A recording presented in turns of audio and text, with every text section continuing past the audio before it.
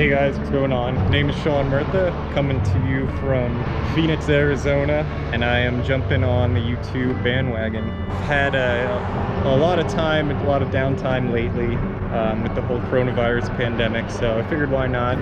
Hopefully I could make it worth your while, bring some cool content, the current cars, future builds. Today I will make a video. It's very short, very sweet, kind of a general broad brush of everything, because honestly not much is open right now. As a lot of people know, the tracks aren't open, so not too much is happening on the car front. A little bit about myself and drifting. I've been driving for 7 or 6 years, maybe somewhere in between. I grew up in Pennsylvania, Langhorne to be exact. In the winters we'd get snow, and I had a Subaru like 2011, 12. We'd kind of go out and slide them around. After doing that, it was just a lot of fun, and kind of wanted to take it to the next level in my eyes. That was just going to a track and actually getting a S chassis. It had what you needed to get started. It was a 91 coupe. And that was my first drift car, and it had a welded diff, a Buddy Club bucket seat, and a handbrake with a drift button and adjustable arms. That was about it. No cage, you know, no angle. It was stock angle. It had no knuckles. That car had caught on fire, I think 2 times. I bought it after the second time it caught on fire. And the engine bay, just everything, wires, anything plastic was trash, but the engine was not locked. Decide, oh, look at that clean 356 going on by. I don't really like those things. They're just money in the bank. Replaced the engine harness, all the plastics, just got it running again, gave it a nice little alignment, and I used that car from 2013 to 2016, and it was great. This thing was just a hot lap machine. I got it to the point where I felt that I could move out of this car and go into something bigger, a little more power. I bought an S14 in New Jersey, and it's cheap, it was ugly, and that was the car I decided to build into my more serious car, which is now turned into a competitive car. Fast forwarding, this currently is one of the cars I'll be doing some videos on. I think these are great machines for anyone that wants to start drifting. Again, this is all just my opinion. They're relatively cheap. I bought this one for $4,000. It was a little more, oh, it was a 6-speed, which is automatically makes it a little more money. You know, it's got navigation, like I think it's got a DVD player. I haven't checked that out. As a lot of people know, they're pretty much a sister car, the 350Z. This VQ has 200K and has taken everything I've thrown at it, so I think they're definitely a good starter car to get a lot of seat time. So this one currently has not too much done. I've only had it for 2 or 3 months. See the bucket seat, which is probably more comfortable than the stock seat. Welded the diff and solid diff bushings. That's about it. Has a factory handbrake.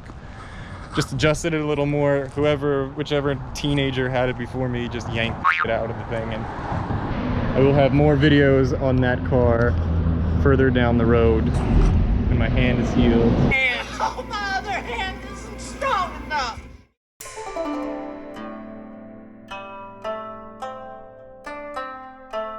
The S14 has competed in Southwest Drift Series and currently is competing in the Drift League out in California.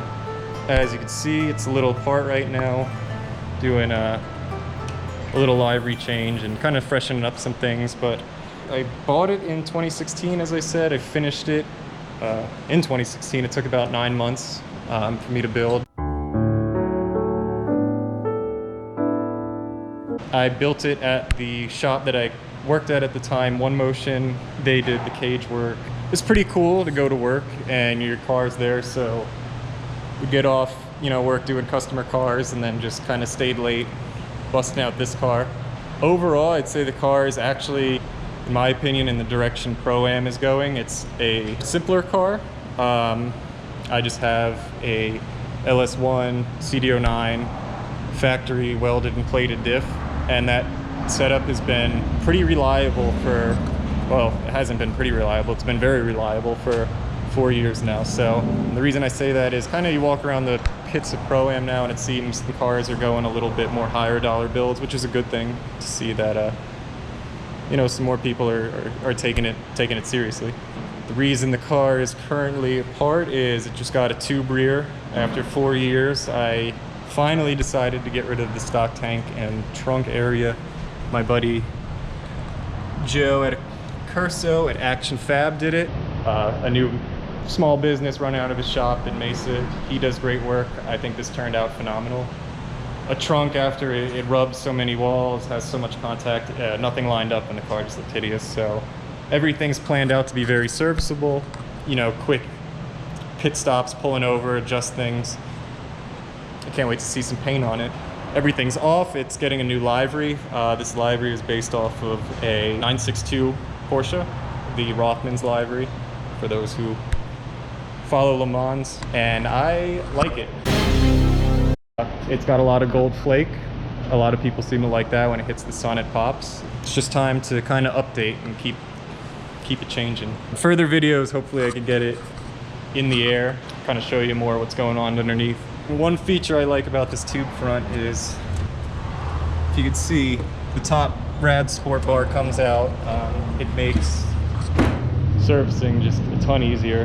Haven't had to pull the engine lately, but in 2018 I think I had to pull it a total of like 4 times. That was a bit hectic, so I was glad that we invested in that. Like I said, not much going on today. Probably in the next coming weeks there probably won't be much going on because of, like I said before, the virus. Definitely will bring you some videos covering more track events, more interesting. I know this is kind of me just rambling on. Excited to show you that stuff. We're going to be starting, as well as starting this car on the hand heels, of course, another S14, and that's kind of going to be the build that everything that this S14 wasn't, as much as I hate to say that. Kind of do it once, do it right. We'll be stripping that down and going over videos of, you know, media blasting it and getting it all ready to be completely painted. We will see where 2020 takes us, whether we are able to win the Pro 2 shootout in Vegas in October. Those are kind of the 2020 plans that I see so far. But either way, we'll keep cool content coming with that car, and I just thank everyone for kind of bearing with me here. It's my first video and I don't really know what to do or how to do it, but I will try to make it better. So I appreciate your time. Thank you.